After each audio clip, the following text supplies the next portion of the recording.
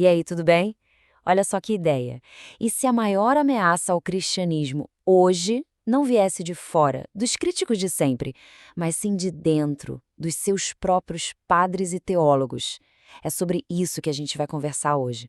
Vamos mergulhar numa ideia bem radical, chamada pós-teísmo. E mais interessante é que essa é uma mudança que está acontecendo de dentro para fora. Olha só essa frase do Nietzsche. Mais de um século atrás, ele já dizia que o cristianismo soava como uma coisa antiga, uma relíquia.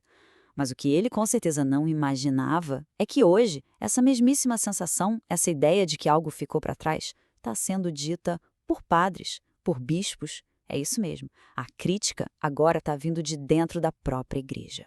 Então, a gente chega nessa pergunta que é a chave de tudo. E se o grande desafio para o cristianismo hoje não for um ataque externo? E se, na verdade, a fé estiver, sabe, implodindo por dentro, sob o peso das suas próprias ideias, que talvez já não façam mais tanto sentido? Bom, para a gente entender essa revolução toda, primeiro a gente precisa dar uma olhada no problema, né?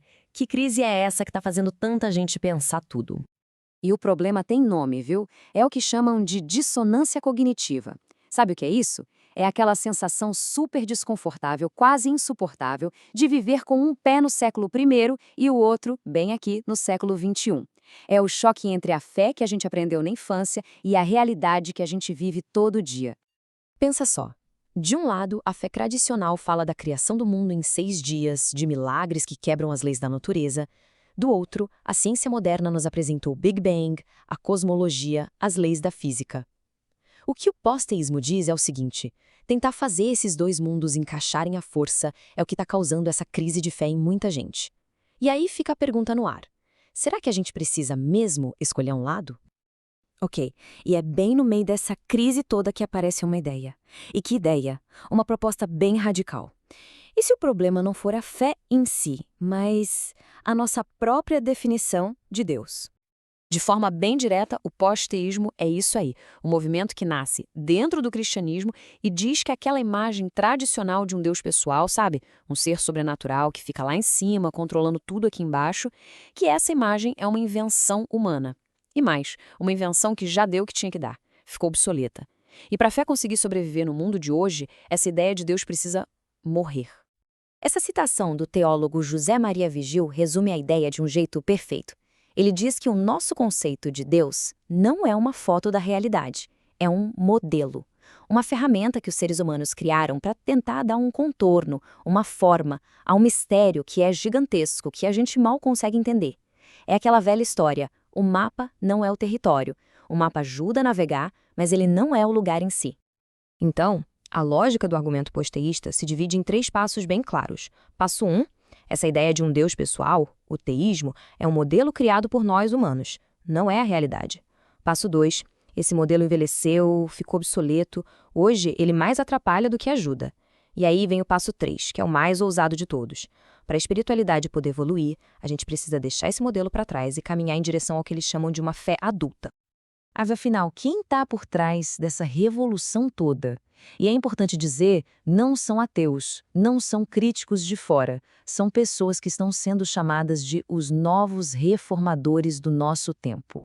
E aqui está o ponto que talvez seja o mais chocante. Quem lidera esse debate são teólogos, padres, até bispos. Gente que foi formada dentro das próprias instituições que hoje eles questionam. Eles estão tirando essa conversa de dentro das universidades e dos seminários e levando para a praça pública, para a internet, para os blogs, para todo lugar. Um dos grandes nomes, um pioneiro mesmo, foi o John Shelby Spong, um bispo episcopal que se descrevia como um crente no exílio. Imagina só. Ele dizia que amava suas raízes cristãs, mas que simplesmente não conseguia mais aceitar as respostas antigas no mundo moderno. Para ele, a escolha era bem clara. Ou o cristianismo evoluía ou ele ia morrer. Lá na Europa, o padre jesuíta Roger Leners foi, se é que é possível, ainda mais direto. Ele disse que a igreja está falando uma língua morta, que doutrinas como a queda de Adão e Eva no Éden, a concepção virginal, que tudo isso que um dia foi superpoderoso, hoje soa como um mito antigo. Simplesmente não conecta mais com as pessoas. E olha que interessante. Aqui na América Latina e na Espanha, o pós-teísmo ganha um contorno político forte. Os pensadores ligados à teologia da libertação fazem uma conexão direta. Eles argumentam que aquela imagem de um Deus rei, sabe, um monarca todo-poderoso no céu, foi usada durante séculos para justificar a opressão aqui na Terra. Reis, ditadores. Então, para eles, a luta pela libertação do povo passa necessariamente por se libertar também dessa imagem de Deus. Ok, até agora a gente falou muito em desconstruir, em demolir. É a parte mais fácil, né? Mas e depois? O que se constrói no lugar? Se essa ideia de Deus é abandonada, o que sobra?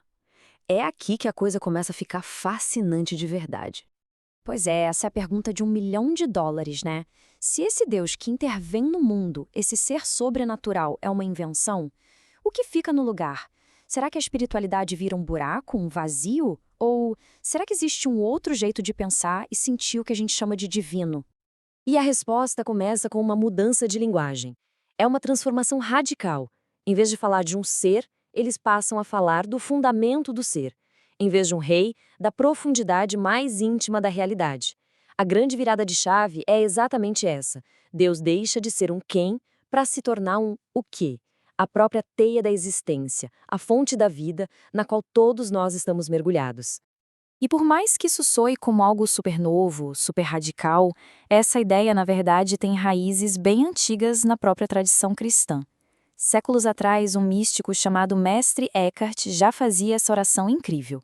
Deus meu, livra-me do meu Deus. Ele já tinha sacado que às vezes o nosso conceito, a nossa imagem de Deus, pode ser justamente o que nos impede de ter uma experiência com o divino. Tudo isso nos leva então para a consequência final.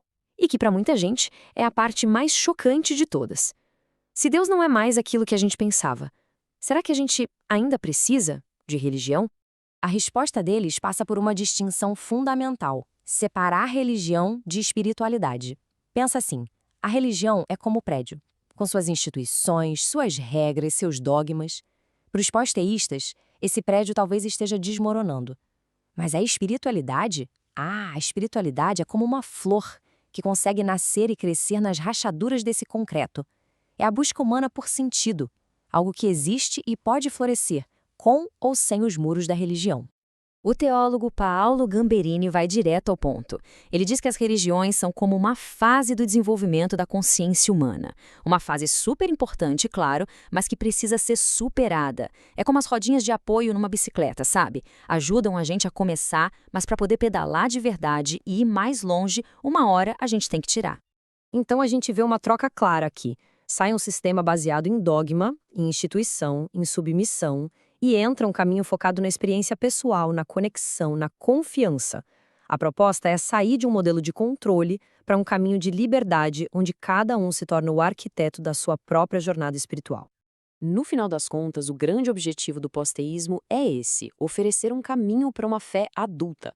O que é isso? É uma fé que não exige que ninguém desligue o cérebro para acreditar, que não pede o sacrifício da razão ou da liberdade intelectual. É, na essência, uma tentativa de juntar, de integrar de uma vez por todas a razão e a espiritualidade. E a gente termina com essa pergunta que fica no ar para todo mundo pensar. Se as respostas antigas já não convencem mais, e se a gente está buscando um jeito mais maduro, mais íntegro de se relacionar com o grande mistério da existência, então como seria essa fé adulta no século XXI? A resposta para isso, muito provavelmente, ainda está sendo escrita. E talvez cada um de nós seja um pouco autor dessa história.